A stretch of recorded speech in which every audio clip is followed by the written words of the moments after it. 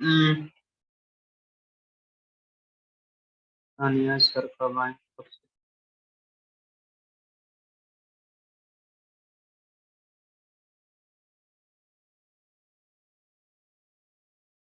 Electrostatics. हाँ।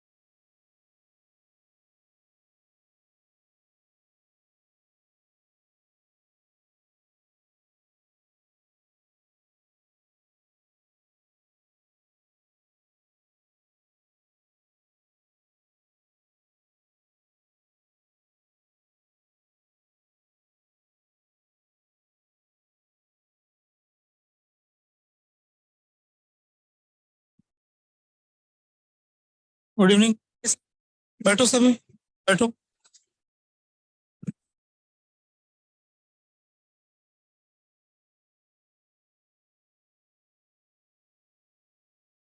लो,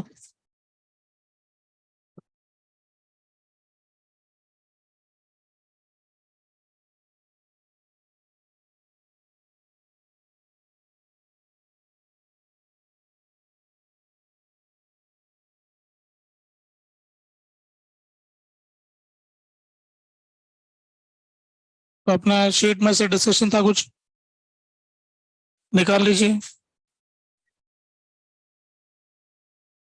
3 का 2, 2 का 3, है ना।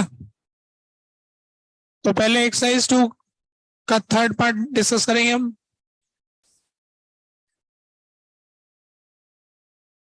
तो एक्सरसाइज 2 के थर्ड पार्ट में कोई क्वेश्चन पूछना है आपने? बहुत इजी था, मतलब कितनी बढ़िया बात है ना। बोर्ड पूरा नहीं आ रहा है। अच्छी बात है, एक भी डाउट नहीं है। अब सर बोर्ड पूरा नहीं आ रहा है। एक्सरसाइज 3 के पार्ट 2 में जा रहे हैं।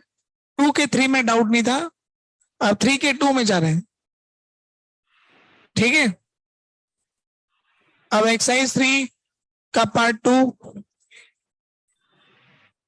क्वेश्चन नंबर 8 पूछ रहे हैं। अच्छा, ज्यादातर लोग 8 पूछ रहे हैं। देखिए क्या है ऐसा सवाल, 8th क्वेश्चन है कि कुछ ऐसा?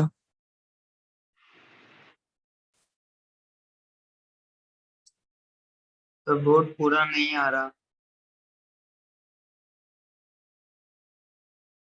क्वेश्चन नंबर 8,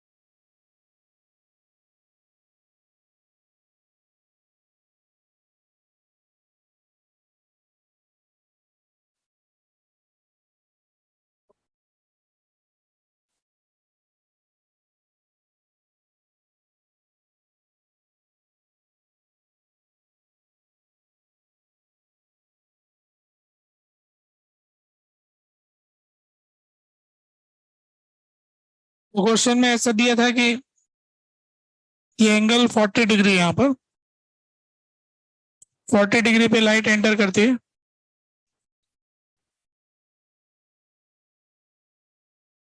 तो वो इस तरफ जाएगी यूं, ये वाला एंगल थीटा। तो 1 sin 40 इज इक्वल टू, इसका म्यू दिया हुआ है 1.31 साइन थीटा। साइन 40 का वैल्यू दे रखा है 0.64।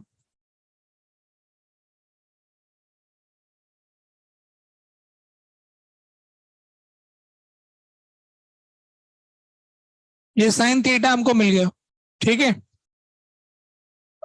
अब इसका डी हमें दे रखा है, ये डिस्टेंस डी दे रखा है।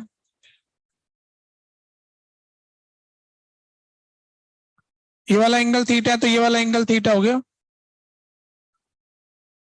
अब ये इतना ही डिस्टेंस पे आगे जाएगी ऐसे, तो ये कितना लेंथ इसने ट्रेवल किया? टोटल लेंथ हमको दे रखा है ना क्वेश्चन में 2 मीटर। तो इसका टोटल लेंथ है 2 मीटर, तो ये लेंथ मिल जाएगा डी कॉट थीटा। ये आ जाएगा डी कॉट थीटा, है ना। तो टोटल नंबर हम चाहते हैं एन, तो l divided by d cot theta. L की जगह तो आ गया 2 और डी की जगह आ गया 20 माइक्रोमीटर, 20 इंटू 10⁻⁻6 और साइन थीटा ये है ना, तो कॉट थीटा कितना हो, कर लोगे ना? क्लोज टू बोला है, जो आएगा क्लोज टू ढूंढना है बस, आ रहा है ना? 8th क्वेश्चन के बाद और बताइए, क्वेश्चन नंबर 11 देखते हैं हम।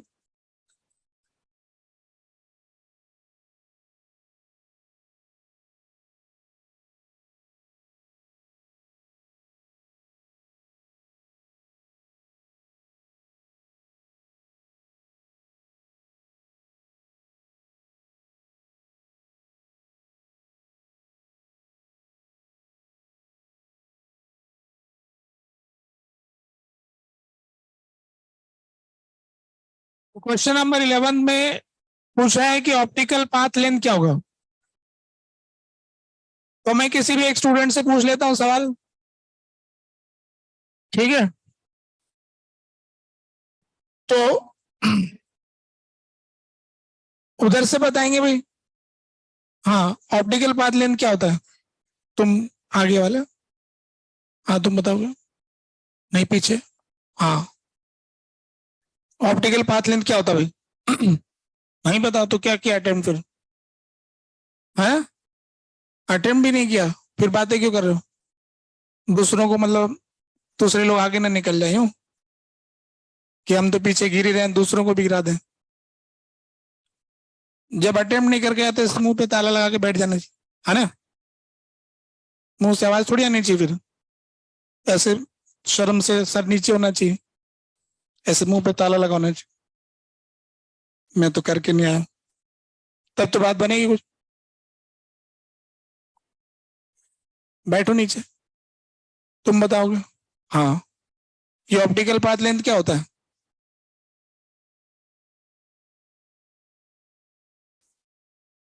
वैक्यूम में जो डिस्टेंस ट्रेवल करेगी, है ना? तो अभी जैसे इसमें कैलकुलेट करने के लिए क्या करना पड़ेगा? ये एंगल 60 डिग्री और 30 डिग्री दे रखा है, ये 60 30 दे रखा है, ये डिस्टेंस हमको ए दे रखा है।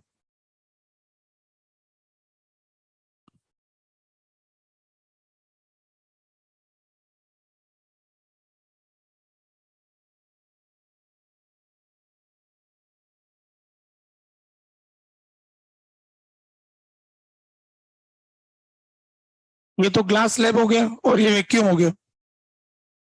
ये वाला एंगल 60 है, तो ये 2a हो गया, और ये वाली साइड b है,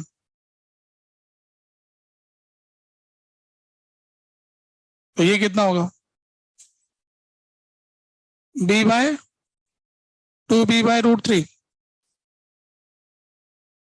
यहां पर तो वैक्यूम में ट्रेवल कर रहा है, इसलिए तो होगा वही होगा, यहाँ वाले में चेंज हो जाएगा बस। इसका रिफ्रैक्टिव इंडेक्स 1 है, इसका रिफ्रैक्टिव इंडेक्स म्यू है, तो क्या लिखेंगे फिर इसका लेंथ? तो टोटल ऑप्टिकल पाथ लेंथ ये होता है speed of light into time, total time. अब इसके अंदर इसका टाइम निकालेंगे, तो यहाँ पे टाइम आ जाएगा, इस वाले में आ जाएगा 2a/c, और दूसरे वाले में 2b/√3। अगर इफेक्टिव इंडेक्स म्यू होता है तो c/v होता है, तो v बराबर c/म्यू हो जाएगा, c/म्यू। अब c इस तरफ आके मल्टीप्लाई हो जाएगा, तो c t is equal to क्या आ गया? 2a plus 2 mu b/√3। Mu कैसे पता करेंगे?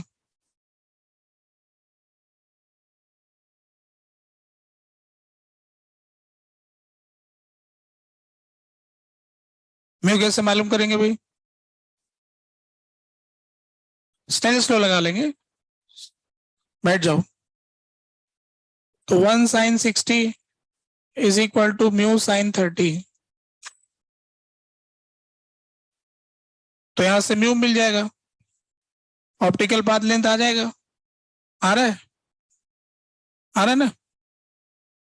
अब बताइए, और कोई सवाल? क्वेश्चन नंबर 12 में। हाँ,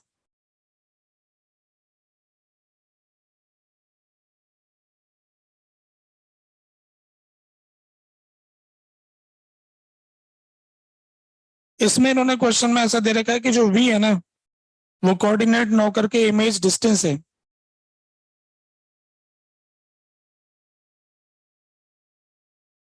तो प्लस माइनस का ऐसा हो सकता है फर्क, है ना? v is not coordinate, v is distance. तो अब तो कोई दिक्कत नहीं, आगे बोलो। और कोई क्वेश्चन?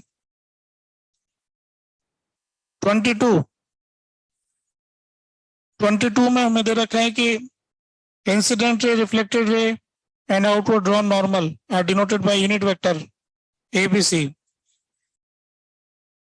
तो ये दो अपन ने क्या, किसके अंदर है? ये मिरर के अंदर है क्या?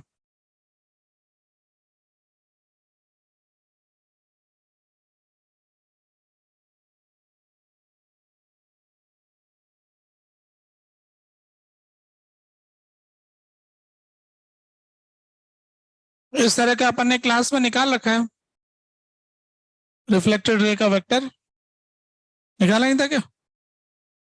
ये मिरर, इसमें स्पष्ट तो लिखा हुआ नहीं किसके लिए है, ऐसा लग रहा है मिरर का ही होगा। रिफ्लेक्टेड तो उसी में आएगा ही। तो ये इधर हो गया, ये नॉर्मल हो गया। तो अपन ने क्लास में रिफ्लेक्टेड रे वाला फॉर्मूला लिखा था कि नहीं लिखा था? थीटा की टर्म्स लिखवा रखा ना? तो बस नोट्स का पन्ना पलटना है, आ जाना है। ठीक है, एक बार रिवाइज करना, उस बहाने आसपास रिवाइज हो जाएगा। और क्या कह रहे हैं? 16 में ऐसा दे रखा है कि एक 16 भी क्लास में कर रखा है अपन ने, 17 आया था ना उसके अंदर, क्लास में निकाला था अपन ने। सेम क्लास का ही क्वेश्चन है, क्लास में भी निकाला था परसेंटेज ही पूरा ही। ये क्वेश्चन भी ऐसा किस्मत से है कि जिस साल आया तो उस साल भी पहले पढ़ा रखा था क्लास में। जैसे 2020 में आया ना, तो एग्जाम्पल में क्लास में था और परसेंटेज भी याद था बच्चे को। जो एक दो बच्चों ने मुझे बोला कि सर मैं तो लिख के आ गया सीधा ही, सेम ही क्वेश्चन आ गया था। तो मेंस में तो ऐसे के क्वेश्चन मिल जाते हैं, है ना? बोलो। 24 की बात कर रहे हैं। ये मायोपिया वगैरह क्या होता है? यूं डॉक्टर क्या डायग्नोस कर रहा है? यूं your friend having eyesight problem, she is not able to see clearly distant uniform window mesh and it appears to be non-uniform and distorted। इसमें क्या है कि ऐसा कोई जाली है,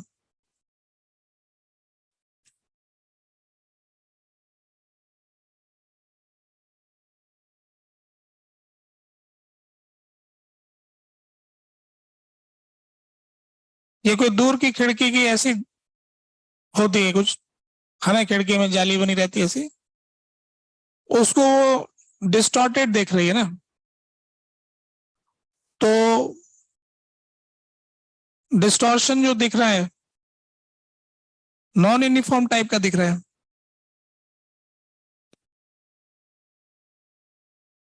अब इसमें तो एक और तरह का एरर होता है, ये मैश वाले में भी। आपने अगर HCV में पढ़ा हो तो रीडिंग लगाया था क्या? उसमें ऐसा दिया था कुछ मैश के बारे में? आपसे बोला था कि रीडिंग लगाना HCV के अंदर, NCERT में। तो अपन ने जो बीमारियां जान रखी, मतलब डिफेक्ट्स ऑफ, है ना? ये डिफेक्ट्स में आता, आई वाले चैप्टर की नहीं कह रहा हूँ, defects of lens and mirror वाले जो होते हैं उसमें आता है। हालांकि अब देखो हमारे पास she is not able to see clearly distant uniform window mesh, तो इसे एक तो दिख रही है नॉन यूनिफॉर्म और डिस्टॉर्टेड दिख रही है ना, यानी कि इसको ये जो डिस्टेंस कम, जैसे ये बराबर बराबर के चौकर हो रहे ना, ये कम ज्यादा दिख रहे हैं, मतलब छोटे इनके जो मैश है वो छोटी, कहीं कम छोटे दिख रहे हैं, कहीं बड़े दिख रहे हैं। तो एक बीमारी है देखो, एक तो है एस्टिग्मेटिज्म, तो अपन जानते हैं। तो एस्टिग्मेटिज्म में धुंधला दिख जाएगा, अगर वर्टिकल वाला साफ दिख रहा होगा तो हॉरिजॉन्टल वाला धुंधला दिख रहा होगा, है ना। ऐसा संभावना लग रहा है कि वो तो हो सकता है। और ये 3 नाम है, मायोपिया, हाइपरमेट्रोपिया। मायोपिया किसको कहते हैं भाई? नियर साइटेडनेस को मायोपिया कहता है, जिसको दूर का साफ नहीं दिखता उसके लिए मायोपिया नाम रखा गया। और अब इसकी खिड़की भी दूर ही है, नहीं डिस्टेंट लिखा ना क्वेश्चन में,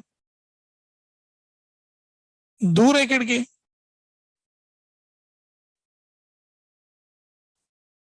ए डिस्टेंट, कुछ डिस्टेंस नहीं बोला है, दूर स्थित खिड़की की मैश को साफ नहीं देख पा रही है ना।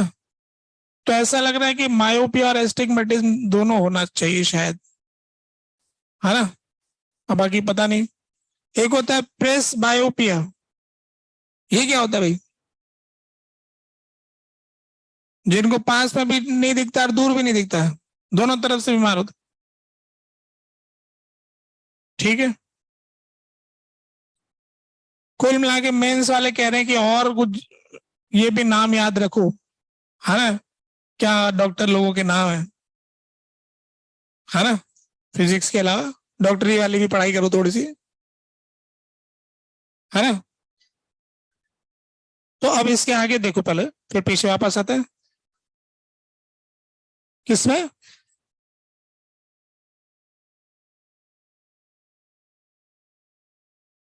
हाँ हाँ, क्या आंसर है अपना? कितना रहा? म्यू का वैल्यू कितना है उसमें? म्यू का वैल्यू कितना आ रहा है, यहां से निकाला ना, 1 sin 60, म्यू sin 30, तो म्यू बराबर √3 आ गया, तो √3 ऊपर रख दिया, तो 2a+2 भी आएगा, तो तीसरा वाला आंसर हो गया। तो आंसर करेक्ट कर लो, ठीक है। अगर ऐसे दे रखा है तो करेक्ट कर लिया करो, उसमें क्या है। 2a+2 भी जब दे रखा है तो वही सही है। और बताइए, अब सीधा 44 में जाए। 44 कह रहे ना, fill in the blanks. A parallel beam of light is allowed to fall on a transparent spherical globe of diameter this and refractive index this. The distance from the center of the globe at which the beam of light can converge is. Centre से बताना जहां पर ये converge होने वाली है, क्या दिक्कत आ रही है?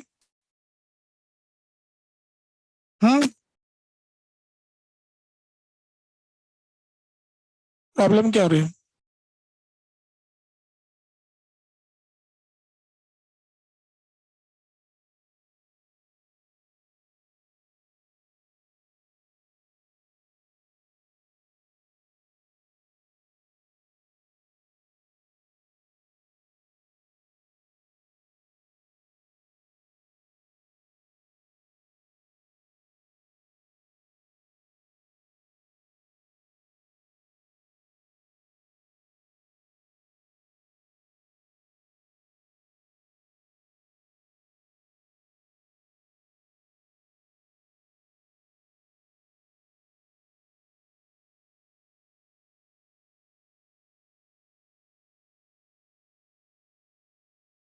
2 बार,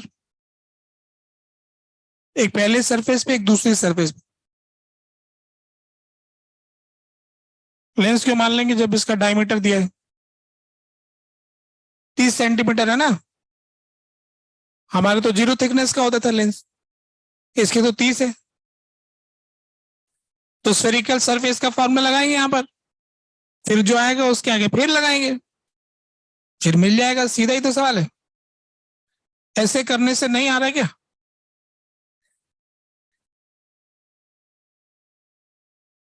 ऐसा चाहते हो, ऐसे तुम्हारी इच्छा है, तो उसके अंदर फिर देखो क्या करना है, तुम्हारी इच्छा पूरी करते हैं।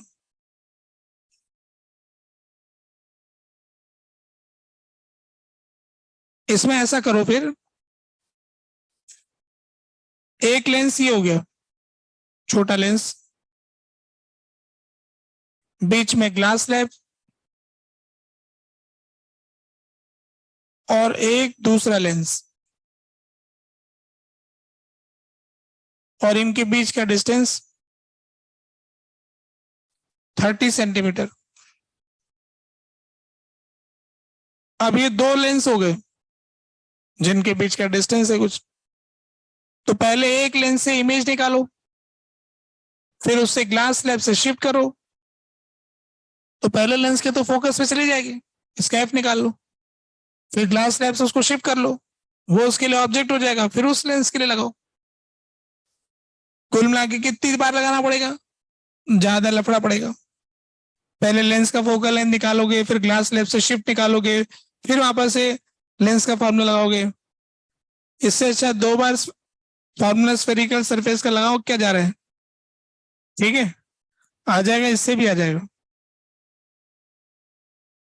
और बताओ, हो गया हिसाब? कंप्लीट कर लिया? तो ये शीट कंप्लीट हो गई आप लोगों की, HLP रह गया। अब HLP के सवाल के लिए बात करते हैं। 7 सवाल कर लेना, 7 क्वेश्चंस, ओनली 7, सिर्फ 7 ही क्वेश्चन।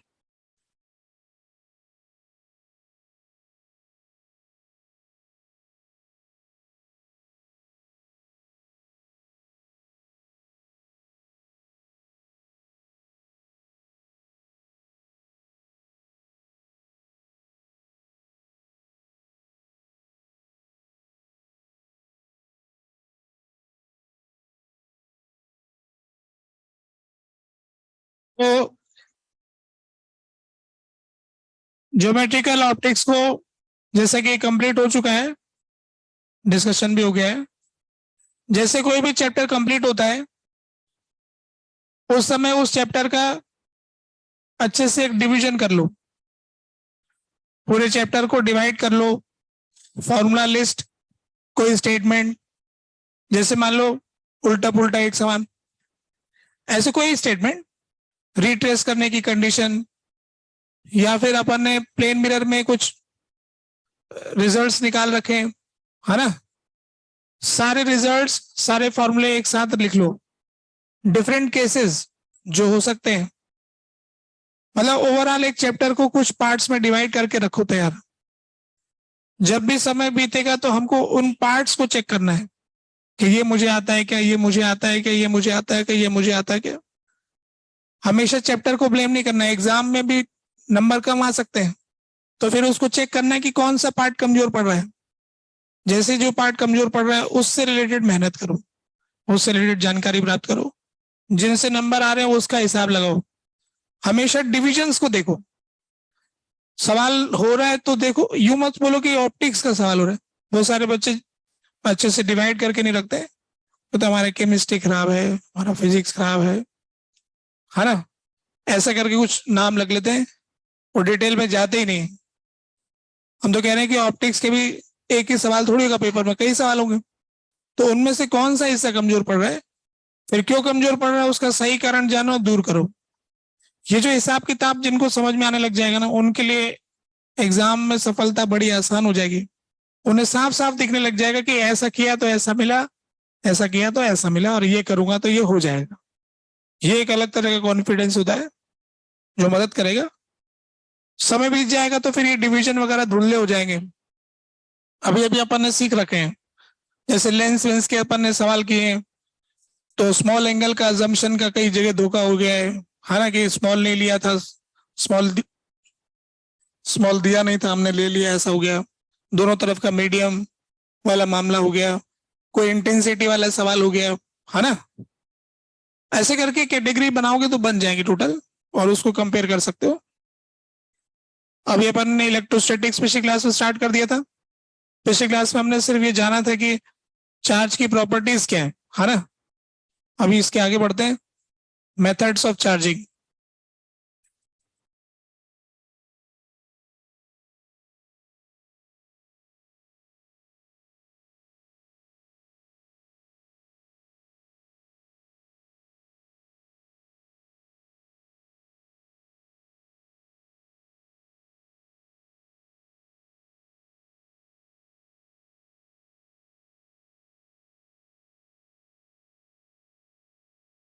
अब ये जो बॉडी होती है, बॉडी क्या होती है?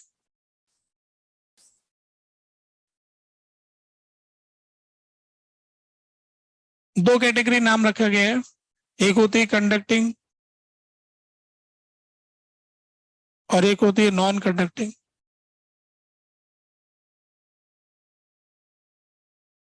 कंडक्टिंग बॉडी और non conducting body. Conducting body के लिए हम कहते हैं कि दो पॉइंट्स हैं, large number of free electrons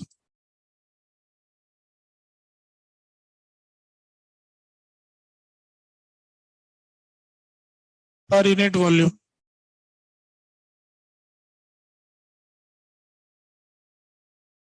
जो भी कंडक्टिंग बॉडी उसका यूनिट वॉल्यूम में ज्यादा फ्री इलेक्ट्रॉन प्राप्त होंगे किसी नॉन कंडक्टिंग बॉडी से कंपेयर करेंगे तो।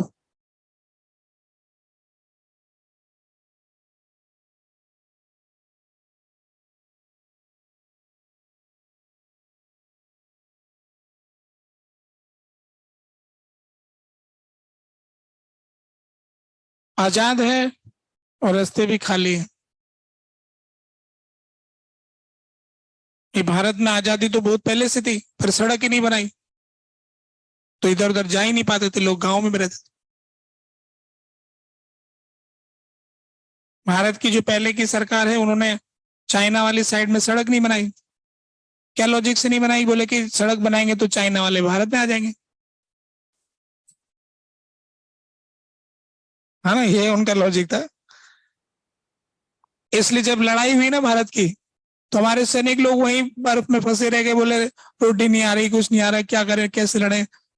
और फिर हमारे जो एरोप्लेन वगैरह जो थे, एयरफोर्स को मना कर दिया कि तुम मत जाना, लड़ाई बढ़ जाएगी, हम एयरफोर्स लगाएंगे, वो भी एयरफोर्स लगा देंगे, इसलिए एयरफोर्स वालों तुम जाना मत, सड़क बनाना मत। अब सैनिक बेचारे बहुत मारे गए, इसलिए हम चाइना से हार गए। तो जो कह रहे हैं कि आजादी है पर रास्ता नहीं है, तो आजादी भी कोई काम की नहीं, है ना। ऐसी आजादी होनी चाहिए कि कहीं पहुंच जाए फटाफट। सड़क भी चाहिए और इलेक्ट्रॉन भी चाहिए। भारत में इलेक्ट्रॉन की जगह आदमी जनसंख्या होगी, जनसंख्या तो बहुत है भारत, है ना। लड़ाई करने के लिए कि जाओ जरा सैनिकों को रोटी पहुंचा के आओ। अब पहुंचा के तो आए, पर कैसे जाए, वो तो बहुत दूर रहते हैं, कैसे निकलेंगे हम, इतनी देर थोड़ी ठहर पाएंगे। तो कहने का मतलब, कंडक्टर में दूसरी दो चीजें बोल रहा हूं मैं, दोनों में इंपॉर्टेंस है। एक तो है कि आजाद इलेक्ट्रॉन होना, इलेक्ट्रॉन तो बहुत है उनके पास, रास्ते भी अच्छे हैं, इधर उधर कहीं भी चले जाते हैं। कंडक्टर को दिया हुआ चार्ज एक जगह ठहरता नहीं, कंडक्टर को दिया हुआ चार्ज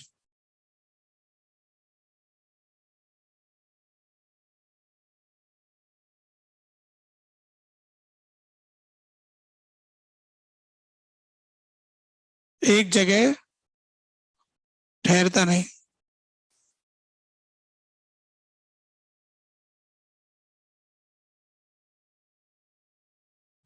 एक जगह देते दूसरी जगह भाग के चला जाता है। यानी कंडक्टर कि चार्जेस की जो आदत है वो क्या दूर दूर रहना चाहते हैं। कोई कंडक्टिंग प्रदेश में इलेक्ट्रॉन आपने दे दिए तो इलेक्ट्रॉन आपस में धक्का मुक्की करते हैं, तो धक्का मुक्की करेंगे तो दूर दूर चले जाएंगे। अगर एक स्फेयर है उसके अंदर हमने उसको एक इलेक्ट्रॉन दिया तो एक इलेक्ट्रॉन अकेला है, बोले मैं अकेला हूं कहीं भी रह लूंगा, है ना, उसका कोई विरोधी नहीं, कहीं भी रह लेगा। एक और इलेक्ट्रॉन पकड़ा दिया, दो आगे, बोले अब तो अपन डायगनली अपोजिट में रहेंगे, तुम उधर मैं इधर, तो ऐसे वो इधर दूर दूर से दूर रहना चाहेंगे। तीन आएंगे तो फिर ऐसा होगा, फिर चार आएंगे, पांच आएंगे, ऐसे गिनती के तो देते नहीं हम, है ना, पर ऐसे बोल रहा हूं कि ऐसे एडजस्ट करने की कोशिश करते हैं। कंडक्टर को दिया हुआ चार्ज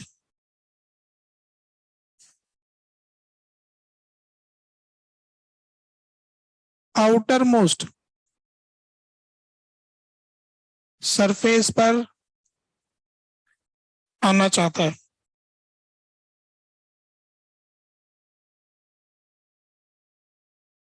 यानी अगर हमने किसी भी कंडक्टर को कभी कोई चार्ज दिया तो उसके अंदर ठहरता नहीं है, अंदर चार्ज छोड़ के आए बाहर बाहर आ जाता है। जैसे पानी में लकड़ी तैरती है, कंडक्टर में चार्ज जैसे बाहर आ जाता है, ऐसे सांस लेता है कि वो अंदर सांस नहीं आ रहा है ना, बाहर आके बैठ जाता है, मैं बाहर रहूंगा, अंदर नहीं जाऊंगा। अंदर छोड़ते हैं, बाहर आ जाता है। पानी में लकड़ी अंदर डालते हैं, लकड़ी बाहर आ जाती है। तो जैसे लकड़ी की पानी की सरफेस पे आने की आदत है, ऐसे कंडक्टर को दिया हुआ चार्ज उसकी आउटर सरफेस पे आने की आदत है। लकड़ी आने में टाइम लग सकता है, तो जल्दी आ जाता है। यानी किसी भी कंडक्टर के मटेरियल में चार्ज नहीं होता है, तो कंडक्टर का चार्ज सिर्फ उसकी सरफेस पर होता है, उसके मटेरियल में नहीं होता है। कंडक्टर का चार्ज सिर्फ सरफेस पर ही होता है।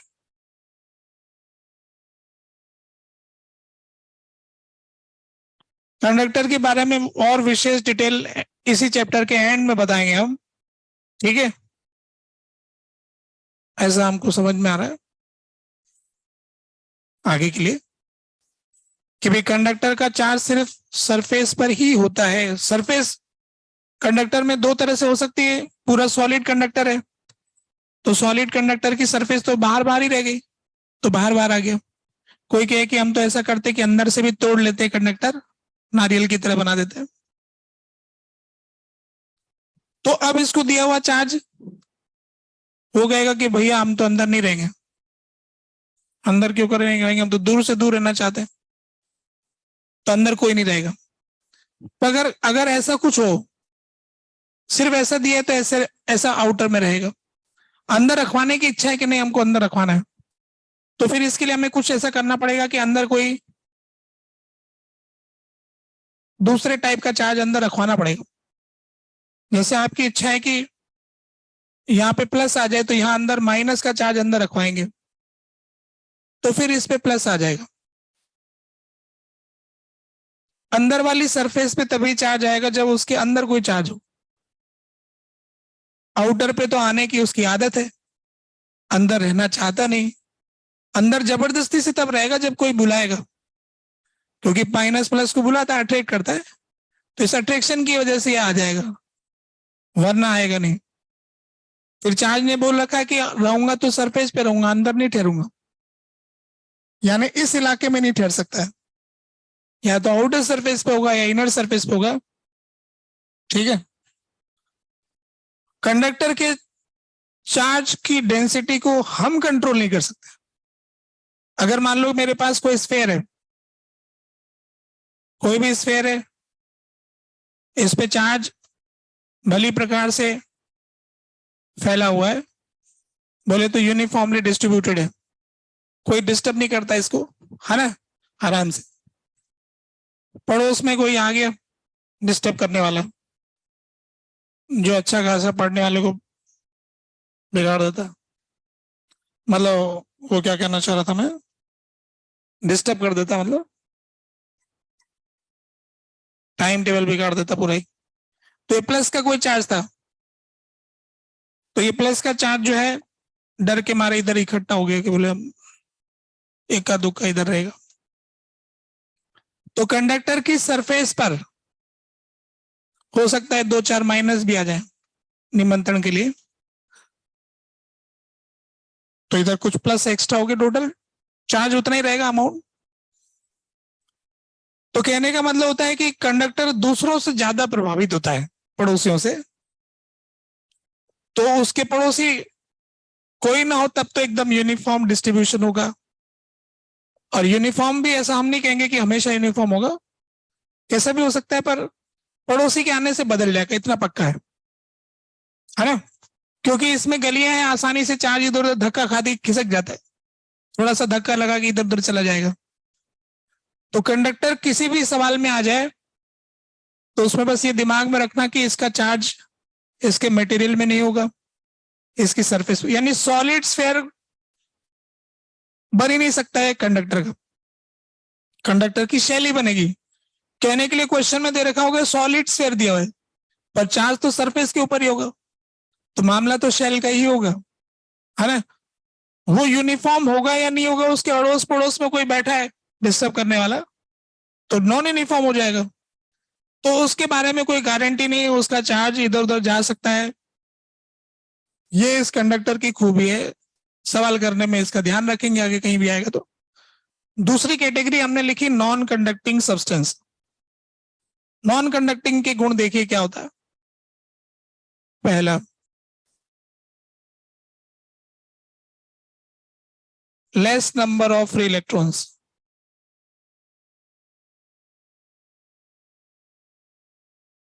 Per unit volume.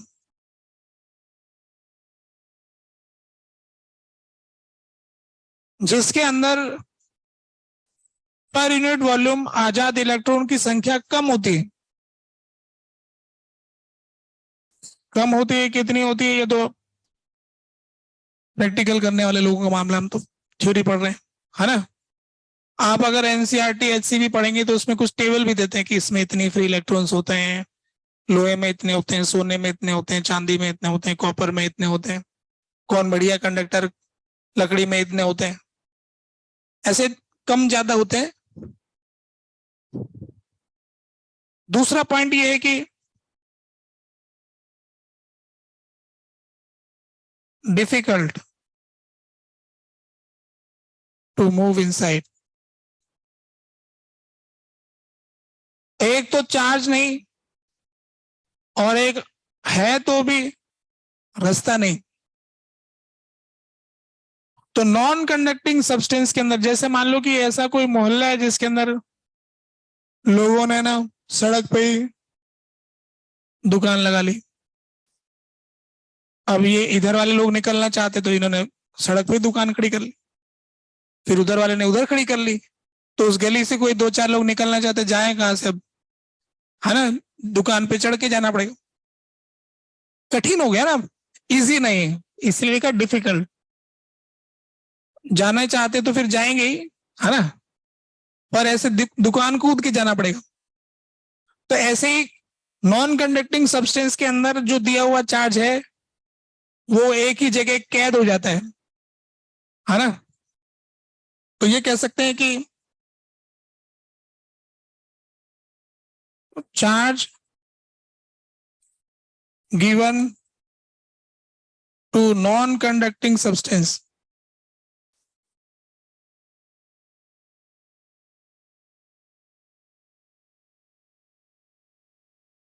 remain fixed and remain undisturbed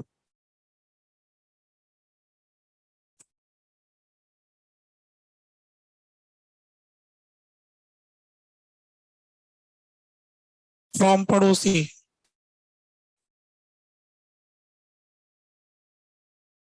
है ना।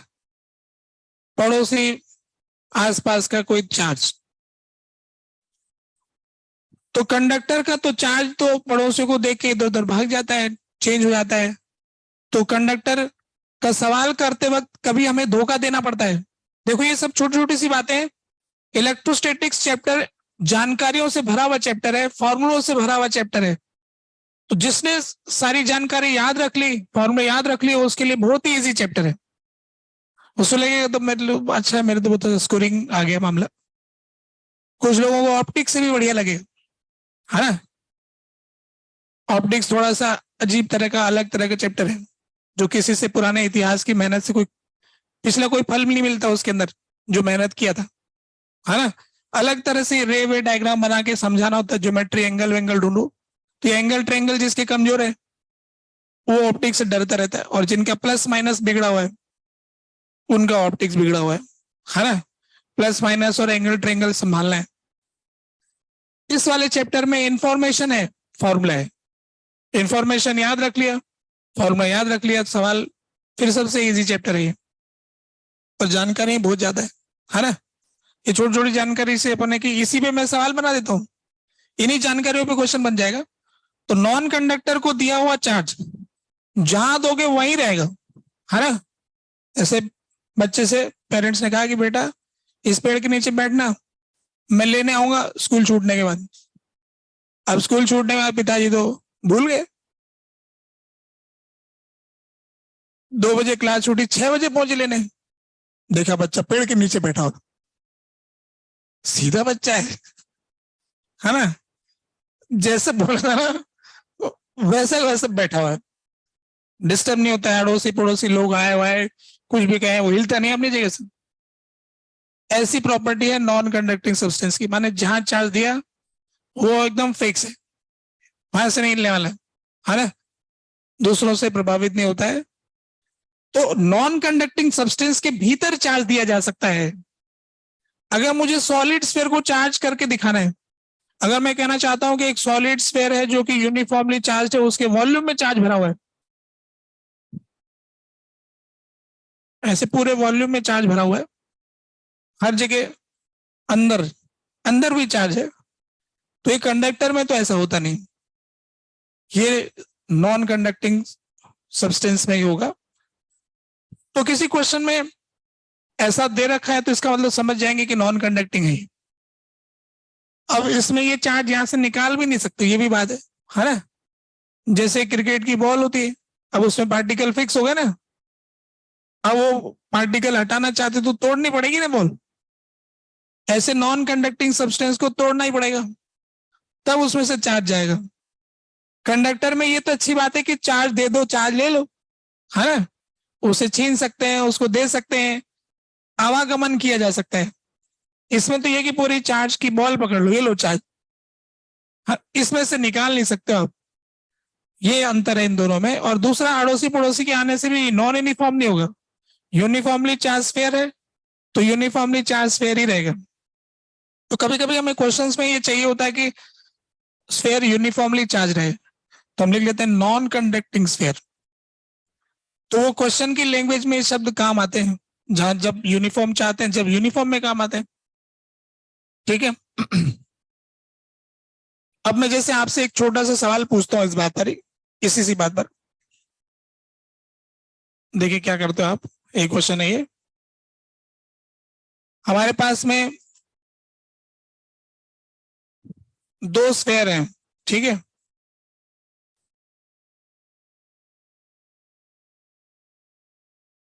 एक ही जैसे हैं, एक ही दूरी है, ये माने 4 हो गए एक तरह से, 2 ही हैं 2 ही हैं, केस 1 में और केस 2 में। ये प्लस चार्ज है, ये माइनस चार्ज है, ये प्लस चार्ज है, ये माइनस चार्ज है। अब इन दोनों में आपस में फोर्स लग रहा है, अट्रैक्टिव फोर्स। फर्स्ट केस का फोर्स F1 और सेकेंड केस का फोर्स F2 ठीक है। ये है हमारा स्फीयर, फर्स्ट केस में आ रहा है कंडक्टिंग, फर्स्ट केस है कंडक्टिंग।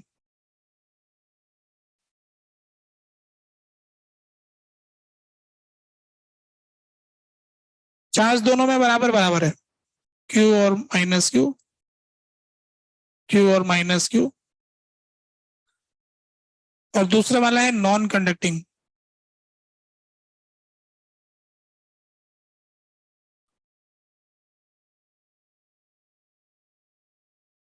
तो क्वेश्चन है कि विच इज करेक्ट,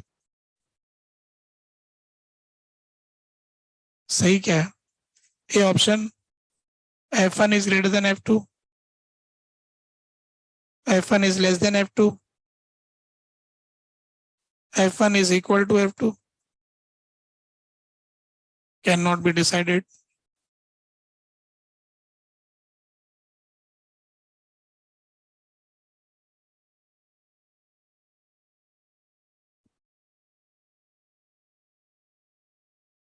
दोनों आइडेंटिकल स्फीयर, बराबर दूरी, एक लकड़ी का एक लोहे का, है ना?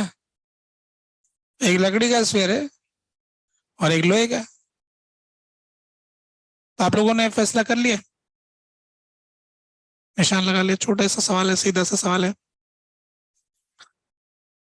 तो कितने लोग कह रहे कैन नॉट बी डिसाइडेड? सबने डिसाइड कर लिया, मतलब ठीक बात है। जिनका कहना है कि बराबर, लोहा लकड़ी के क्या फर्क पड़ता है, चार्ज बराबर, डिस्टेंस बराबर, फॉर्मूला में तो वही तो रखना है, जो भी कुछ फॉर्मूला होगा तो इक्वल ही होगा, F1 इक्वल टू F2। कौन कहता है ऐसा? इक्वल होगा ऐसा कोई नहीं कह रहा है, तुम कह रहे हो इक्वल होगा। एक विद्यार्थी ने कहा इक्वल होगा। जिनका कहना है कि F1 is greater than F2, F1 बड़ा होगा। और जिनका ये कहना है कि F2 is greater than F1, अच्छा, दोनों तरह के आंसर हो रहे हैं, दो तीन तरह के, तीनों ही मिल गए मतलब। तो जिनका कहना है कि F2 ग्रेटर है ना, वो बताएंगे पहले, क्योंकि उनकी संख्या कम थी, है ना?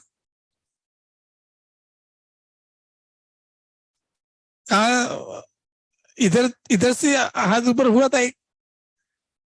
बताओ भी, सब लोगों को समझाओ। सब लोग नहीं समझे तुम्हारी बात, जो तुम समझे हो। हाँ,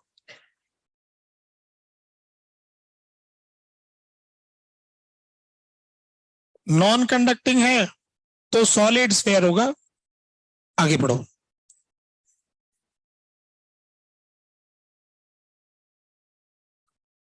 आगे बढ़ो।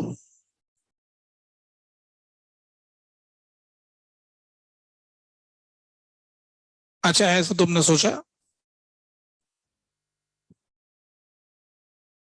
ये बताओ कि ये प्लस और ये माइनस के चार्ज में आपस में क्या अट्रैक्टिव फोर्स लगता है? अट्रैक्टिव फोर्स लगता है। ये सड़क बनी हुई, तो ये चार्ज कहाँ जाएगा? आउटर मोस्ट पे जाएगा कि इनर मोस्ट पे जाएगा? क्यों? एक दूसरे को बुला रहे हैं, अट्रैक्ट कर रहे हैं, तो दूर क्यों भागेंगे? अट्रैक्ट ऐसे होता है क्या?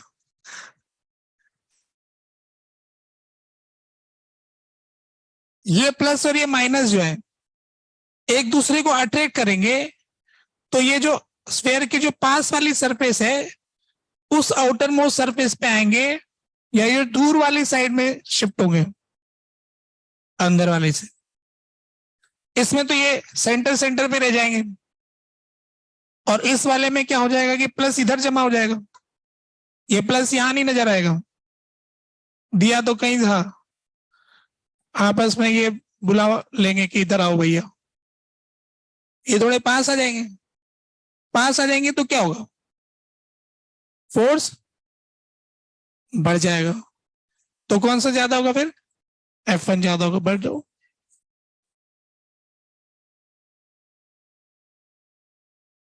वहां क्या लिखा हुआ है? कहां से आ रहा है? इस साइड में लिखा है इसलिए। तो सवाल तो इनके बारे में। केस वन है कंडक्टिंग स्फीयर्स का, केस 2 है नॉन कंडक्टिंग स्फीयर का। ये दो कंडक्टिंग नॉन कंडक्टिंग स्फीयर दे रखे हैं। कुछ कहना चाहते हो?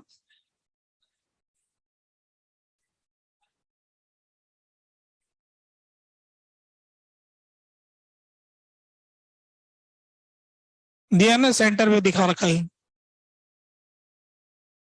जहां दिया वहां से हिलेगा नहीं ना।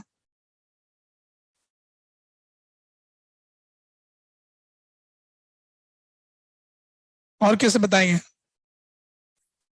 देखो बता रखा है इधर, है ना, प्लस और माइनस।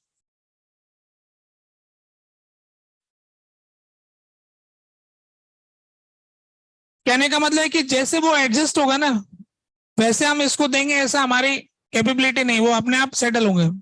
ये हम जैसे देंगे वैसे रह जाएगा। अच्छा, ये हमेशा ऐसा नहीं हुआ। अगर ये दोनों प्लस के होते तो क्या होता? अगर दोनों प्लस के होते तो क्या होता? फिर ये दूर दूर रहते, फिर ये कम होता, ये ज्यादा होता, है ना, कम ज्यादा हो रहा है ये। चलो खैर, ये बात ऐसे हो गई।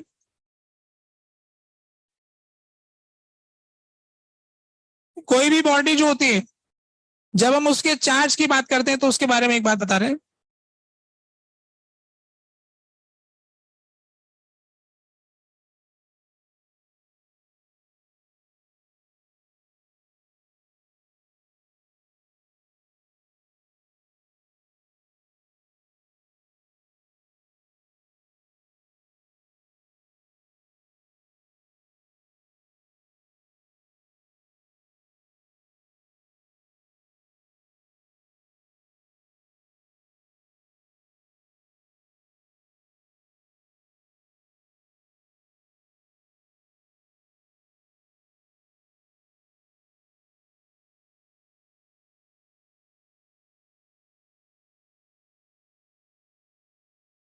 देखो, कोई भी बॉडी के लिए अपन एक मॉडल इस तरह से सोचते हैं सवाल करते वक्त, कि किसी भी बॉडी के अंदर हम कह रहे हैं कि वो एटम और मॉलिक्यूल से मिलके बनी है।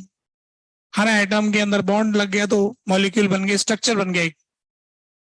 तो स्ट्रक्चर बनाने में पॉजिटिव चार्ज है जो कि प्रोटॉन के फॉर्मेट में न्यूक्लियस के अंदर है, और इलेक्ट्रॉन उसकी शेल्स में आ रहा है। उसमें से एक आउटर मोस्ट शेल है, तो अंदर की शेल तो उस प्लस के साथ चिपकी हुई। तो ओवरऑल जितना इलेक्ट्रॉन उससे अलग हो जाता है, उतना ही उस हिस्से का प्लस हो जाएगा। यानी किसी भी एक एटम से जो इलेक्ट्रॉन बाहर चला जाएगा, अगर वो उसके साथ रहता है तो न्यूट्रल रहता है, क्योंकि वो उससे अलग हो सकता है। तो इसलिए हमने उसको दो चार्ज का नोटेशन दे दिया। तो ये जो इलेक्ट्रॉन दिखा रखा है वो तो हो गया मूवेबल। इलेक्ट्रॉन जो दिखाया गया है ये है मूवेबल चार्ज, और ये जो पॉजिटिव आयन दिखा रखा है वो ये हो गया फिक्स चार्ज। तो किसी भी कंडक्टर के या कोई भी नॉन कंडक्टर, सभी की बात कर रहा हूं मैं, तो सभी में ऐसा है। बस ये है कि नॉन कंडक्टिंग में ये मूवेबल मिलते नहीं है, कम ही होते हैं। पूरे इलाके में एका दुक्का होंगे। फिर ये इनका स्ट्रक्चर ऐसा बना रहता है कि उसके पास इधर से उधर जाने की जगह कम होती। तो ओवरऑल फिक्स्ड चार्ज है हमारे पास और मूवेबल चार्ज है। अगर इसके ऊपर ये एक न्यूट्रल बॉडी दिखा रखी है मैंने, है ना, न्यूट्रल बॉडी, इसके ऊपर कोई चार्ज नहीं, हम ऐसे बोलते हैं। तो न्यूट्रल बॉडी के अंदर जितना प्लस है उतना माइनस, ठीक है। अब इसमें किसी बॉडी पर प्लस का चार्ज आएगा तो वो कैसे आएगा? वो ऐसा आएगा कि जितने प्लस होंगे उतने माइनस नहीं होंगे। अब जैसे कम ही दिखा रहा हूं मैं, ज्यादा नहीं दिखा रहा हूं। यहां पर एक माइनस, यहां पर एक माइनस, यहां पर एक माइनस, यहां पर एक माइनस, ऐसा हो गया। तो ये बॉडी पॉजिटिवली चार्ज हो गई। अब ये जो पॉजिटिव चार्ज है वो इस समय यहां पर है। अगर ये चार्ज, पॉजिटिव चार्ज को इधर जाना है तो कैसे जाएगा? देखो जरा, positive positive positive, positive positive. तो ये जो इलेक्ट्रॉन है वो यहाँ आ गया, यहाँ आ गया, यहाँ आ गया, यहाँ आ गया। तो हम ये कहेंगे कि ये पॉजिटिव चार्ज वहां चला गया, है ना। पॉजिटिव चार्ज तो चलेगा नहीं, चलना हमेशा नेगेटिव चार्ज यानी इलेक्ट्रॉन को ही चलना है। तो इलेक्ट्रॉन जब यहां नहीं था तो इस इसका अगर मैं एक दूसरा डायग्राम दिखाऊं, जो कि नॉर्मली हम जो नेट चार्ज है उसको दिखाते हैं, यानी ये तो ऐसे लोग दिखाएंगे तो समझेगा ही नहीं कि न्यूट्रल बॉडी है ना, वो समझेगा तो चार्ज बॉडी लग रही, फिर जितने प्लस है उतने माइनस है। तो हम क्या करते हैं कि जो एक्स्ट्रा चार्ज है ना बस उसी को दिखाते हैं। तो इसमें प्लस का चार्ज एक्स्ट्रा है तो यहाँ दिखा दिया। अब इस वाले डायग्राम में देखेंगे तो प्लस का चार्ज यहाँ दिख रहा है। तो कहने का मतलब ये हो गया कि हम ये कह सकते हैं कि प्लस यहां से वहां चला गया, पर हम जानते हैं कि कभी प्लस नहीं जाएगा, जाएगा सिर्फ माइनस ही, इलेक्ट्रॉन ही शिफ्ट होता है। तो जितने भी चार्जिंग के मेथड्स होते हैं वो सिर्फ इलेक्ट्रॉन ट्रांसफर के मेथड्स होते हैं, ठीक है। ओनली इलेक्ट्रॉन इज मूवेबल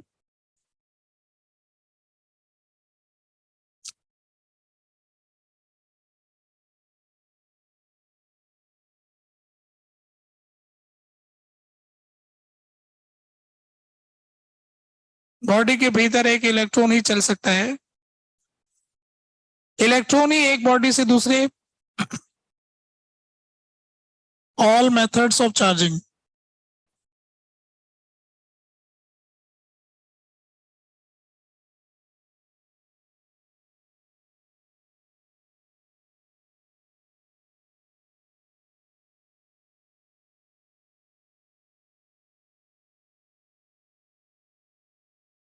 सारे चार्जिंग के मेथड जो होते हैं वो इलेक्ट्रॉन के ट्रांसफर पर आधारित है। इलेक्ट्रॉन ट्रांसफर कर दिया होगी बॉडी चार्ज, है ना।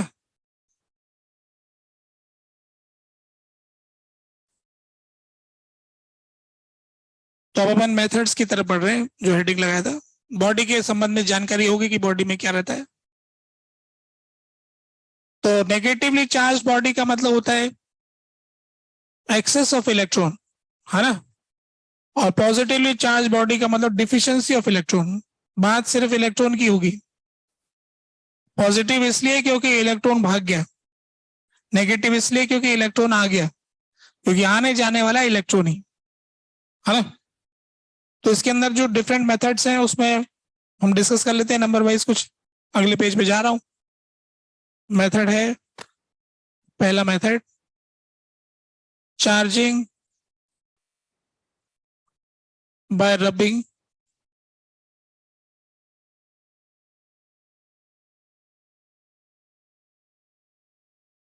when two different materials substance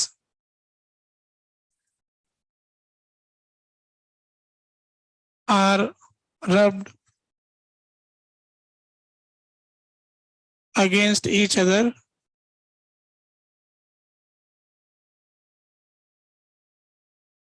one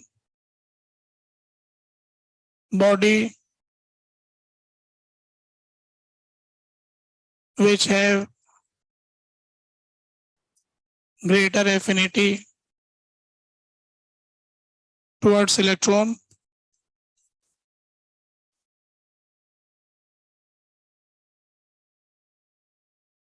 becomes negative charge.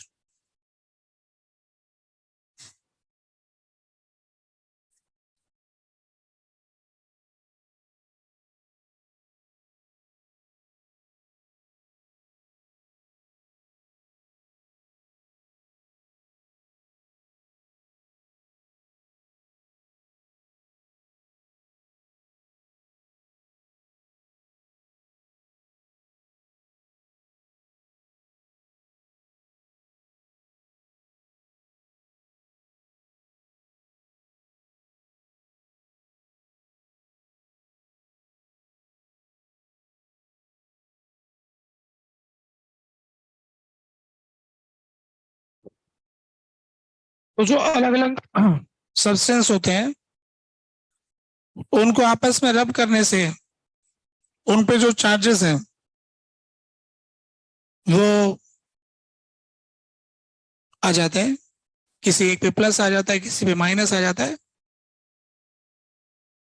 उसको कोई कंडक्टिंग होना जरूरी नहीं वस्तु का ना, नॉन कंडक्टिंग होगा तो भी सरफेस से चार्ज उकड़ के चले जाते हैं। तो किसमें क्या आता है किसमें क्या आता है इसकी भी एक जानकारी है, हालांकि एग्जाम में कोई ऐसा सवाल नहीं आता है। भाई अगर मान लो ग्लास रॉड को सिल्क क्लॉथ से रब करेंगे तो कौन पॉजिटिव होगा कौन नेगेटिव होगा, इसका एक सीरीज होता है जिसको टर्बो इलेक्ट्रिक सीरीज के नाम से कहते हैं। तो सीरीज के अंदर वो लिस्ट अगर हमें पता है तो उस लिस्ट के आधार पर हम बता सकते हैं कि कौन पॉजिटिव होगा कौन नेगेटिव होगा। इसका कोई भी एग्जाम में कभी जानकारी के तौर पे आया नहीं। जानकारी लेना चाहते तो इंटरनेट से मिल जाएगी, मेरे को तो याद नहीं रहती है, आपको याद रखने की जरूरत नहीं है, पर क्योंकि आज का दिन है डिस्कस करने की बात आ रही है तो मैं आपको बता ही देता हूं।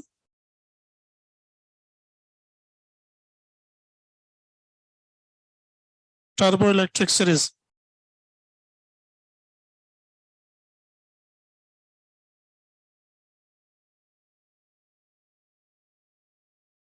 तो ये सीरीज के अंदर में कुछ नाम है जो लिख देता हूं number wise. Rabbit fur, hair, glass, mica, wool, silk, paper, wood, amber, rubber balloon,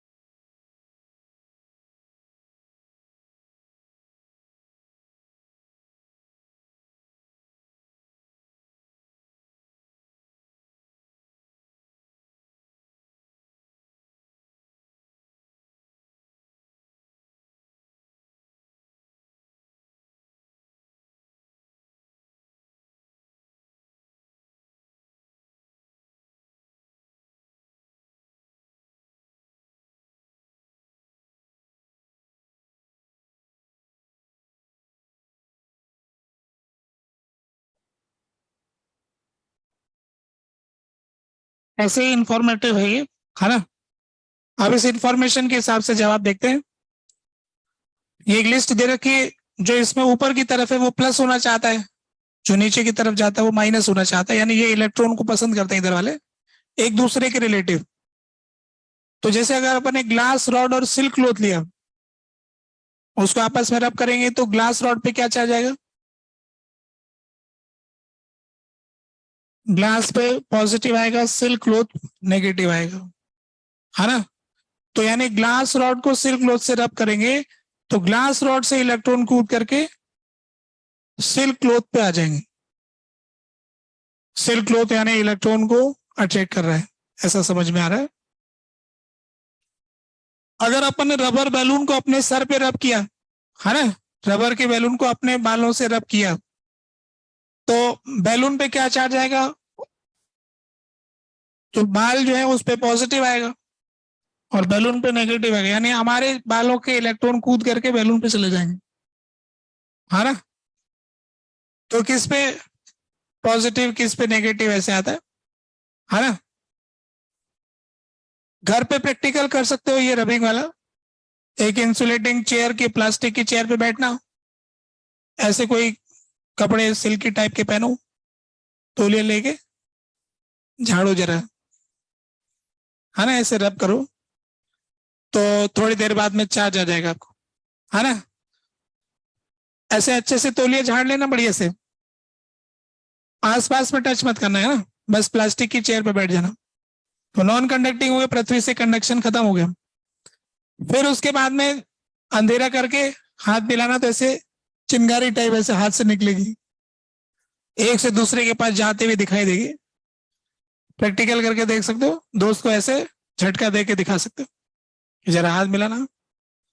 charge होने के बाद एक बार कभी चार्ज होता तो झटका लग के देखा है कभी, ऐसे आ जाता है कभी कभी। ठीक है, मेथड 1 हो गया।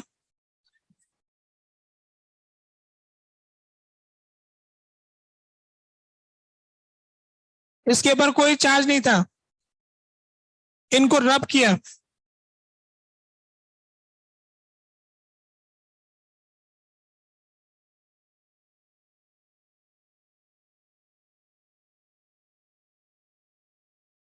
एक बॉडी पे प्लस आ जाएगा, एक बार माइनस आएगा, प्लस क्यू माइनस क्यू। तो रब करने का जो तरीका है उसमें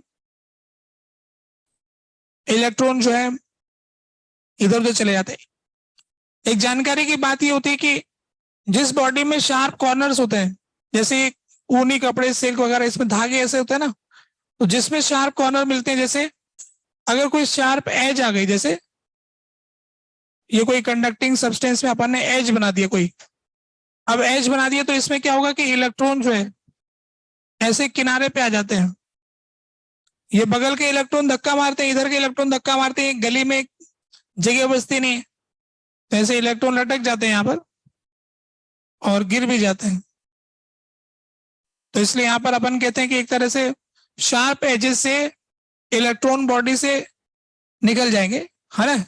तो कभी जैसे बिजली बिजली बनाने के प्रैक्टिकल होते हैं कि हम बादल में जो बिजली बनती कमरे बना कर दिखाएंगे, ऐसे शार्प एजेस वाले ऑब्जेक्ट्स लेकर के हाई वोल्टेज लगाते हैं, तो ऐसे हवा के अंदर ऐसे बिजली बना के दिखाते हैं। तो मेथड्स ऑफ चार्जिंग में शार्प ब्रश वगैरह से भी चार्जिंग करते हैं। एक वेन डी ग्राफ जनरेटर आता है इसके अंदर, इलेक्ट्रोस्टैटिक्स का 5 नंबर का सवाल हुआ करता था, शायद अब हटा दिया गया वो, है ना, सिलेबस से। वेन डी ग्राफ जनरेटर, ये क्वेश्चन आता था हर साल ही। वेन डी ग्राफ जनरेटर का चित्र बनाइए, उसकी वर्किंग समझाइए, है ना, उसका प्रिंसिपल बताइए, तो उसका पूरा डिटेल वगैरह देते थे, 5 नंबर मिलते थे। अभी शायद आपको अपना सिलेबस देख लेना चाहिए बोर्ड का। वेन डी ग्राफ जनरेटर भी ऐसे ही अभी चैप्टर के अंदर आगे आएगा, है ना, बताएंगे लास्ट में। उसमें भी इसमें चार्जिंग जो मेथड्स होता है उसमें शार्प एजेस वाले ब्रश होते हैं, उसके थ्रू उस बेल्ट को चार्ज करते हैं। तो जब भी हम किसी पे चार्ज लाना चाहते हैं, रबिंग वाला जो तरीका है उसमें एज कॉर्नर्स होने में फायदा होता है। कपड़ों में भी ऐसे रेशे वाले कपड़ों में चार्जिंग आसानी से होती होगी, है ना, ऐसे रब करने से। तो ये बात हो गई मेथड 1 के बारे में। दूसरे मेथड पे जा रहा था, ये नोट आप करने लिए, है ना। अगले चले, सेकेंड मेथड है चार्जिंग बाय कंडक्शन।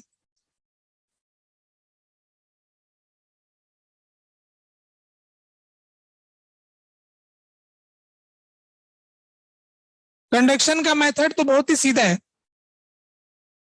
ये कोई बॉडी है, इसके पास प्लस का चार्ज है,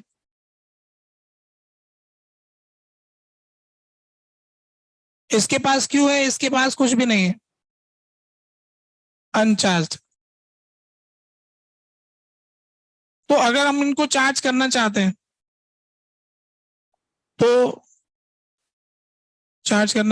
तो इनको कनेक्ट करना पड़ेगा।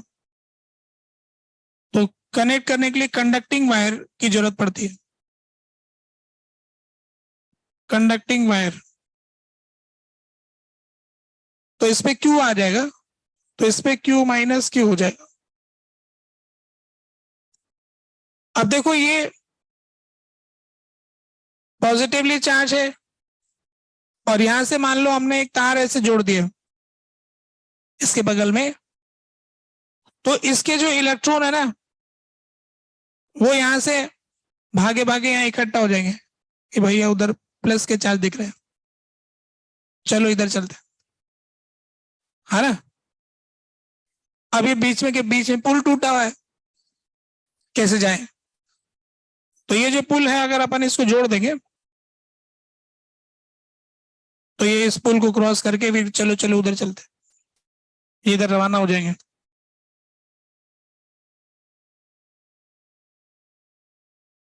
पुल निर्माण कर दिया हमने, तो ये माइनस वाले भाग जाएंगे इधर, जितने माइनस भागेंगे इसमें ऐड हो जाएंगे, क्यू माइनस क्यू हो गया, और अपना घर छोड़ के गए तो उनमें प्लस क्यू हो गया।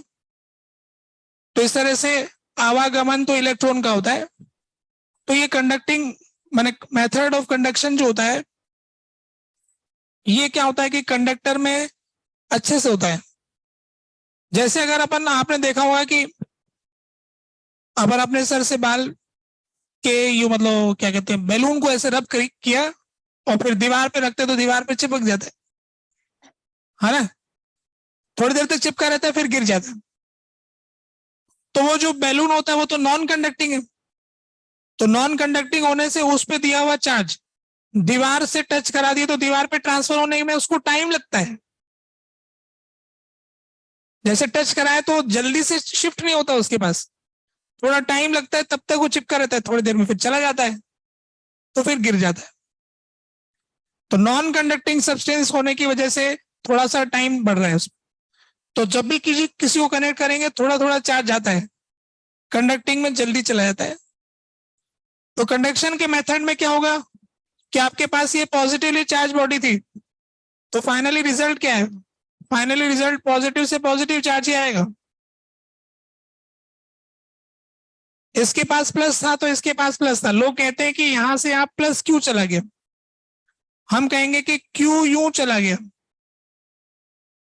गए तो इलेक्ट्रॉन थे, पर हम कहेंगे कि क्यू उस तरफ चला गया। बोलचाल की भाषा में प्लस बोलते हैं, जाता माइनस का है। तो ये मेथड ऑफ कंडक्शन ये हो गया।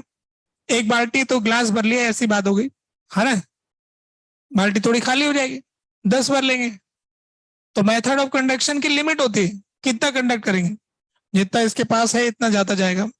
अब कितना किसको मिलेगा इसकी बात करेंगे। तो आइडेंटिकल बॉडी होगी तो बराबर का बंटवारा होगा।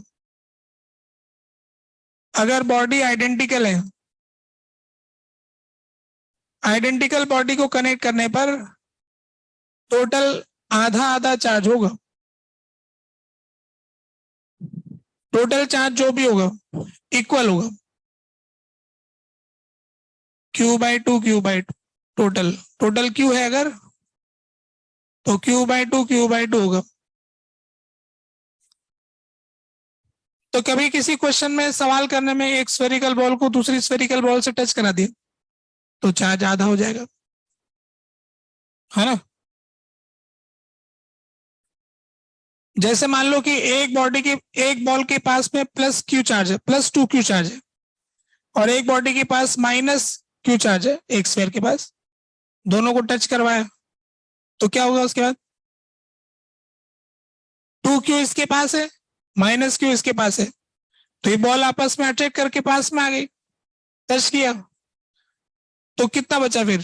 Q बचा, 2Q और -Q मिलके Q हो गया ना, Q का आधा कितना हो गया? Q/2 अब ये +Q/2 हो जाएगा, ये +Q/2 हो जाएगा और दूर चले जाएंगे, क्योंकि एक जैसे चार्ज हो गए ना, रिपेल करने लग जाएंगे, पहले अट्रैक्ट कर रहे थे फिर रिपेल करने लग जाएंगे। तो ओवरऑल चार्ज कंजर्वेशन का नियम लगता है जो हमने पहले लिखा था कंडक्शन वाले मेथड में, ठीक है। ये जानकारी काफी है इसके अंदर। अगर छोटा बड़ा होता है स्फीयर तो उसके बारे में थोड़ी सी जानकारी बता ही देता हूं।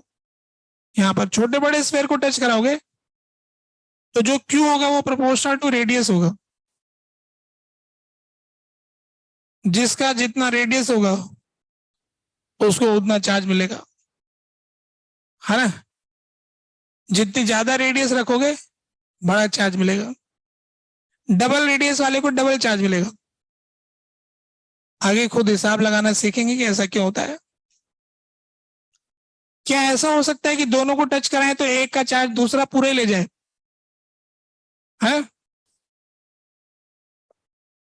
एक बहुत छोटा हो और उसमें बहुत जो भी चार्ज हो वो बड़ा छीन के ले जाएगा, छोटे बड़े को टच कराएंगे तो बड़ा छीन जाएगा, है ना, लेके चला जाएगा, फिर भी कुछ तो रह जाएगा, उसकी रेडियस के हिसाब से थोड़ा तो रह जाएगा। हम कह रहे हैं पूरा जीरो करना है। जीरो हो सकता है क्या?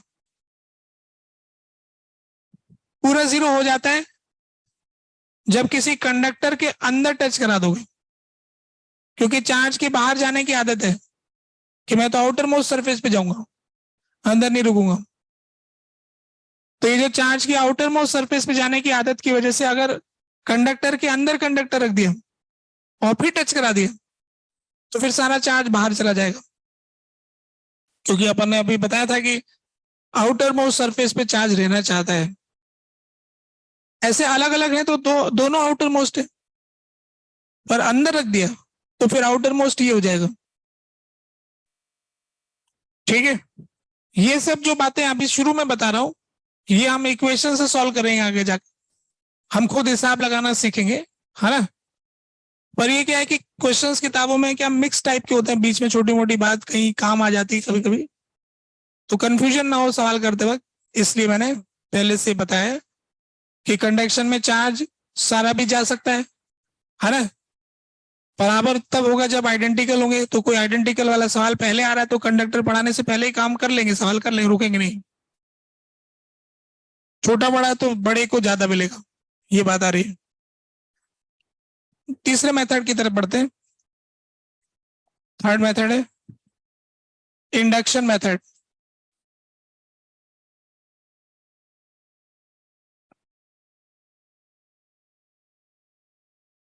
इंडक्शन मेथड जो है 3 स्टेप में होता है। स्टेप 1,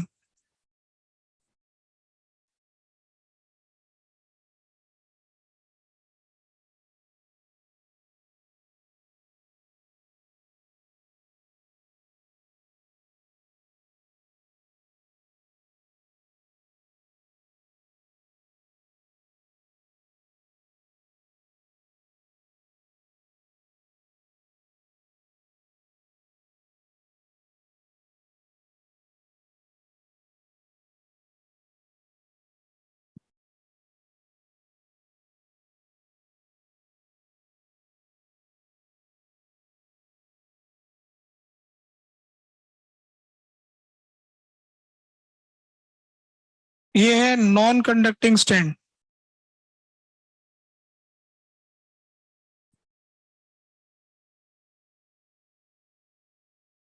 ये दोनों और ये दोनों है कंडक्टिंग स्फीयर।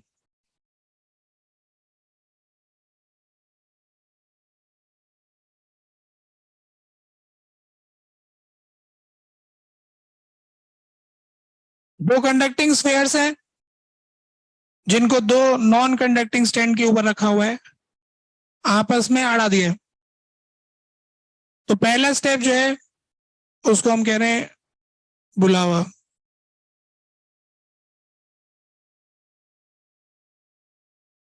ठीक है, फर्स्ट स्टेप में क्या हो रहा है कि ये जो पॉजिटिव चार्ज है ये इलेक्ट्रॉन को बुलावा भेजते हैं कि आओ इधर, तो इधर से इलेक्ट्रॉन कहेंगे चलो चलो उधर चलते हैं, बोले सड़क तो जुड़ी हुई है क्या दिक्कत है, चलो। तो ये इलेक्ट्रॉन ऐसे मोहल्ला कूदते हुए इधर, क्योंकि आपस में इस जगह से यहां पहुंच गए, इनके घर खाली हो गए, घर में पॉजिटिव चार्ज। लोग पूछे इलेक्ट्रॉन कहाँ गए, बोले ऐसे ही इधर भीड़ जमा कर रखी, बोले आगे जा नहीं पा रहे रास्ता बंद है ना। यहां जाके ऐसे लटक गए और इधर प्लस हो गए, भीड़ भड़क का हो रहा इधर माइनस का, क्योंकि प्लस ने बुलाया। फिर बोले अरे आगे जगह नहीं, कहाँ जाऊंगा, पीछे वाले लोग धक्का मार रहे कि नहीं बस आगे नहीं जा पाएंगे, बस यहीं लटका होगा। तो ये पहला स्टेप है इलेक्ट्रॉन को बुलावा, मास्टर चार्ज है ना, सोर्स चार्ज। वो चार्ज दूर से बुला रहा है, पास में भी नहीं जा रहा है, बस वो देख के आ जाते हैं यहां तक। अब स्टेप नंबर 2,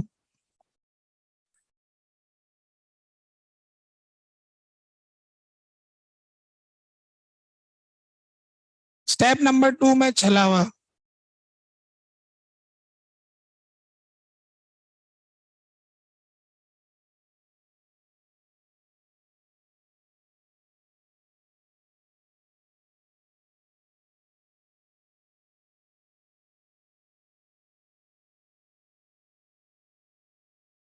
इलेक्ट्रॉन को धोखा देकर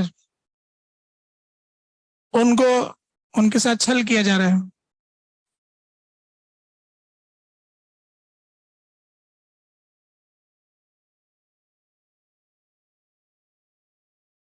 क्या धोखा दिया है?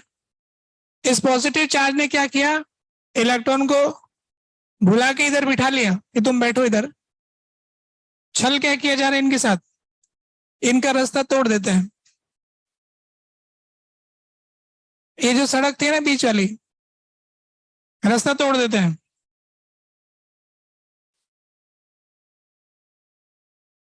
दोनों स्फेयर को दूर कर दिया जाए, ये इलेक्ट्रॉन बेचारे इधर बैठे रहेंगे कि इधर प्लस आया हुआ है। तीसरे स्टेप में प्लस भाग जाएगा, क्या आप जाओ तुम। अब इसको धोखे से इधर बुला लिया, इनको दूर कर दिया, तो तीसरे स्टेप में अब मास्टर चार्ज चला जाएगा।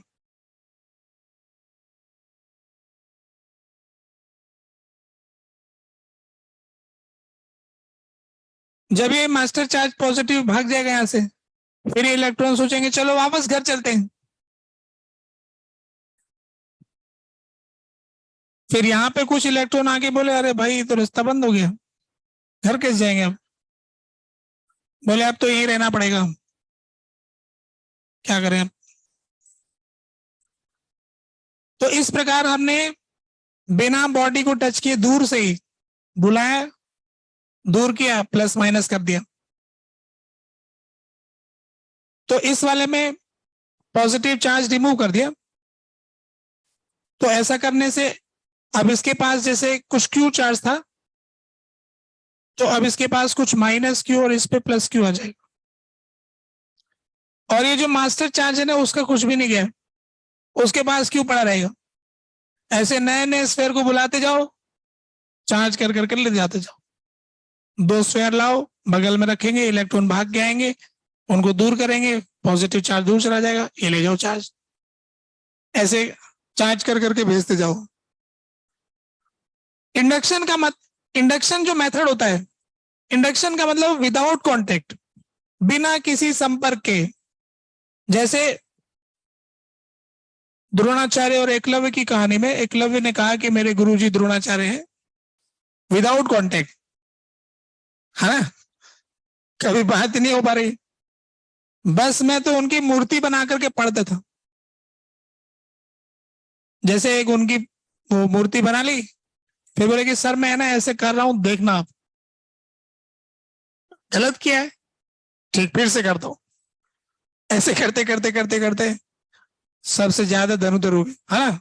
इससे पता लगता है कि गुरुजी के तो सिर्फ इंस्पिरेशन की बात है, सब काम तो खुद ने करना होता है। अर्जुन से भी आगे निकल गए ना। तो मेहनत करने वाले जो इंस्पिरेशन से काम करते हैं, जो बिना कोई बात करके ना पूछे, किसी एक सवाल भी नहीं पूछा उन्होंने द्रोणाचार्य से। एकलव्य ने कोई क्वेश्चन थोड़ी पूछा कि सर ये तीर कैसे चलाऊं, क्या करूं, सारे डाउट खुद ही सॉल्व करते हैं, है ना।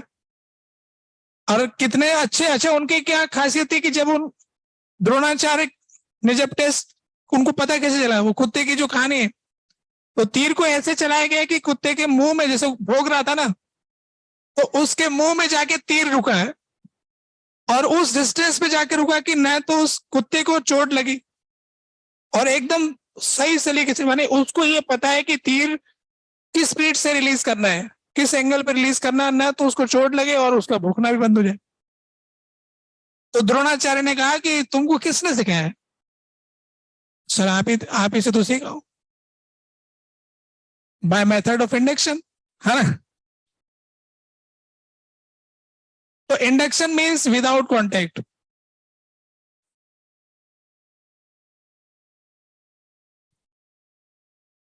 तो जब हम किसी बैलून को रब करते हैं, और रब करके हम कहते हैं कि दीवार से चिपक जाता है बैलून, तो उसमें क्या होता है कि जो दीवार रहती है, जैसे ये वॉल है, और इसके बगल में अपन ने बैलून को रख दिया, तो अपन अपने सर से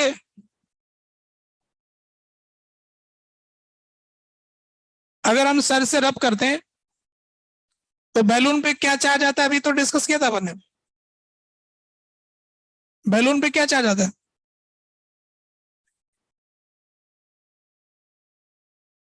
बैलून पे नेगेटिव आता है, तो यानी हमारे बालों से इलेक्ट्रॉन बैलून पे चले जाते हैं। तो ये जो नेगेटिव चार्ज आता है वो यहां पर आए। दीवार तो कोई चार्ज बॉडी नहीं है ना, दीवार पे कोई चार्ज नहीं है, दीवार तो न्यूट्रल है। न्यूट्रल होने के बावजूद भी इसमें इंडक्शन की वजह से चार्ज आता है, इसके इलेक्ट्रॉन थोड़े दूर शिफ्ट हो जाते हैं। जो इंडक्शन का मेथड, उसकी वजह से इस पे प्लस पास में आ जाता है, माइनस इधर चला जाता है। तो यहां से एक बात हम कहना चाहते हैं कि बैलून तो है चार्ज बॉडी, चार्ज बॉडी, और दीवार है अनचार्ज। फिर भी एक दूसरे पे फोर्स लगा सकते हैं, ऐसा हो रहा है, ऐसा हम जानते हैं। तो charge body can attract neutral body, charge body can attract neutral body because of induction. ये चार्ज बॉडी और ये अनचार्ज बॉडी, यानी कि अगर अकेला स्फीयर होता ना तो ये एक्सपेरिमेंट इसलिए नहीं होता क्योंकि इसके जाने से वापस वैसे कैंसिल हो जाता। दो स्फीयर हमने इसलिए रखे ताकि वो अलग हो जाए। अगर एक अकेले स्फीयर में एक्सपेरिमेंट करते तो यहाँ माइनस आता, यहाँ प्लस आता, जब इसको ले आते तो वापस न्यूट्रल हो जाता। दो अलग अलग रखने से शिफ्ट होकर के ऐसा हो गया। तो यहां पर क्या हो रहा है कि बिना किसी कांटेक्ट के ऐसा फोर्स लग रहा है, दूर हो रहा है। तो इस बात को अपन ने कहा कि ये इंडक्शन का मेथड है, और इंडक्शन के मेथड में आप दोनों तरह से चार्ज कर सकते हो, प्लस का भी कर सकते हो, माइनस भी कर सकते हो। और ये जो Q आएगा ना वो इस मास्टर चार्ज से हमेशा कम होगा। इस Q is less than Q, जो मास्टर चार्ज है उसके बराबर कभी नहीं आएगा, उससे कम ही आएगा, है ना, मेथड ऑफ चार्जिंग। और वो जो मैंने दीवार वाला एग्जांपल लिया है, तो दीवार वाले एग्जांपल में मैंने एक बात कही अभी आपके सामने कि charge body can attract neutral body because of induction. Charge body एक न्यूट्रल बॉडी को अट्रैक्ट कर सकती है इंडक्शन की वजह से, है ना। उसमें चार्ज ट्रांसफर करना जरूरी नहीं है, इसलिए किताबों में लिखा होता है कि कोई बॉडी चार्ज है या नहीं है इसका पता अट्रैक्शन से नहीं चल सकता। जैसे मान लो दो चीजें अट्रैक्ट कर रही तो हम ये नहीं कह सकते ये बॉडी चार्ज है, क्योंकि न्यूट्रल बॉडी भी अट्रैक्ट की जा सकती है इंडक्शन की वजह से। ये कहते हैं कि repulsion is the sure test of electrification. अगर कोई बॉडी रिपेल कर रही है तब हम गारंटी कर देंगे कि ये तो दोनों ही चार्ज है। फिर रिपेल करने वाली बॉडी जरूर चार्ज होगी, अट्रैक्ट करने वाली बॉडी में कोई एक बॉडी अनचार्ज भी हो सकती है। ये जानकारी के साथ यहाँ रोकना पड़ेगा। कुछ कहना चाहते हो? क्या चीज? एनर्जी कहां से आई? लॉस कहां आई? पैदा हुई ना। लॉस उस मास्टर चार्ज की हुई, इसने जिसने होल्ड कर रखा ना उसने वर्क किया। वो आगे दिखाएंगे, इलेक्ट्रोस्टैटिक पोटेंशियल एनर्जी पढ़ेंगे। यही रोक देते हैं। होमवर्क करने के लिए आप लोगों के पास क्या है भाई? 7 सवाल है HLP के, ठीक है, इतना काफी।